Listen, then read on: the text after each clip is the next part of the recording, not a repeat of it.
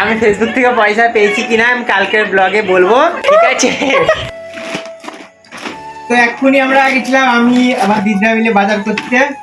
এই যে সব 50% অফ ছিল, তাই আজকে এই ব্লগটাই আসবে। আজকে না গাইস, ও 50% অফের জামা লাইনি, এই জামাটার দাম 700 টাকা। এই জামাটা কিনেছি, আমরা সবাই 50% অফ লিয়েছি ও লাইনে।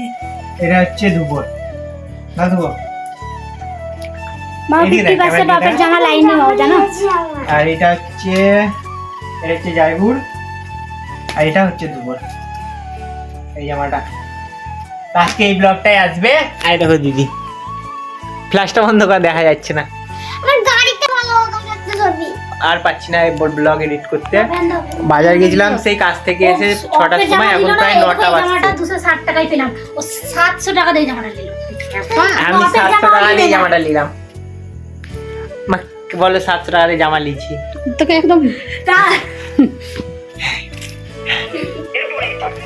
টাকা গাইস দেখাচ্ছি নেক্সট ব্লগে। আর একটা ভালো খবর আছে, ওটা কালকের ব্লগে বলবো। তোমরা অনেকজন বলো না আমি পেমেন্ট পেয়েছি কিনা, এটা কালকের ব্লগে বলবো। তাহলে কালকের ব্লগটা দেখতে হবে পুরোটা, ঠিক আছে? আমি ফেসবুক থেকে পয়সা পেয়েছি কিনা আমি কালকের ব্লগে বলবো, তাহলে কালকের ব্লগটা দেখতে হবে গাইস, ঠিক আছে? তারপর বলবি।